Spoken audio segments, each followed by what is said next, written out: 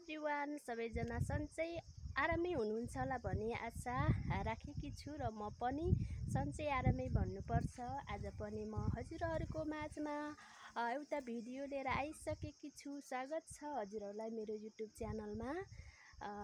आज मैले बिहानको टाइममा भ्लग बनाउने भनेर सोचेको थिएँ, भिडियो बनाउने भनेर, तर मैले सकेन किनभने बिहान धेरै ठुलो पानी आएको थियो अनि बिहानै अँध्यारो भएको पनि थियो है।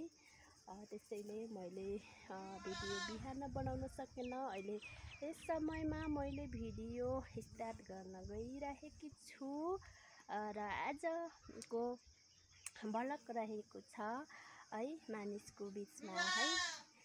हामी मानिसहरूलाई धेरै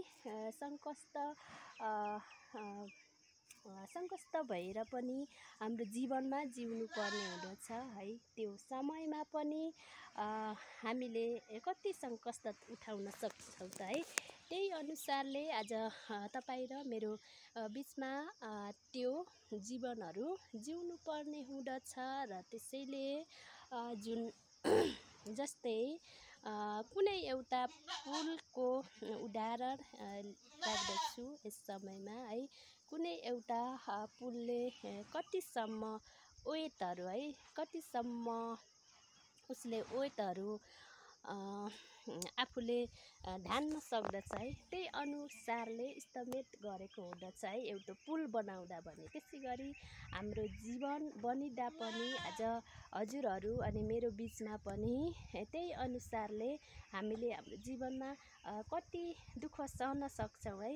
हामीले अन्त हजुरहरूले अनि मैले कति सहन सक्छु, त्यही अनुसारले परमेश्वरले हाम्रो जीवनलाई पनि निर्माण गरिरहेको हुनुहुन्छ है। त्यसैले यस समयमा हामीलाई पनि हामीले कति दुःख सहन सक्दछौँ, त्यही अनुसारले परमेश्वरले हजुर अनि मलाई त्यही अनुसारको दुःखहरू बावजुद हामीलाई हिँडाउँदै गरिदिनु भएको हुन्छ है। त्यसैमा पनि त्यसैले हामीले जति सक्छौँ त्यति परमेश्वरले हामीलाई सङ्कष्टहरू पनि ल्याउनु भएको हुन्छ ताकि है हामी असल बनाउँ भनेर है। हामीलाई दुःखले के पाठ सिकाउँदछ भने हामीलाई असल माध्यममा डोराउँदछ है। त्यसैले हामीलाई सधैँभरि खुसी खुसी मिल्छ भन्न सकिँदैन, किनभने हाम्रो दैनिकी जीवन जिउँदै गर्दा हाम्रो जीवनमा जस्तो पनि विभिन्न प्रकारका समस्याहरू आउन सक्दछ है। तर पनि हामीले त्यो समस्याको समाधान बिस्तारै गर्नुपर्दछ है।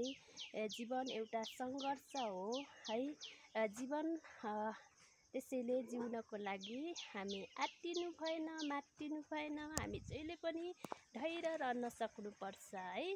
धन्यवाद हजुरहरूलाई। मेरो भ्लग के कस्तो रह्यो, मेरो भ्लगलाई, मेरो भिडियोलाई माया गरेर हजुरहरूले साथ सपोर्ट गरिदिनु हुनेछ भने धेरै आशा बोकेकी छु।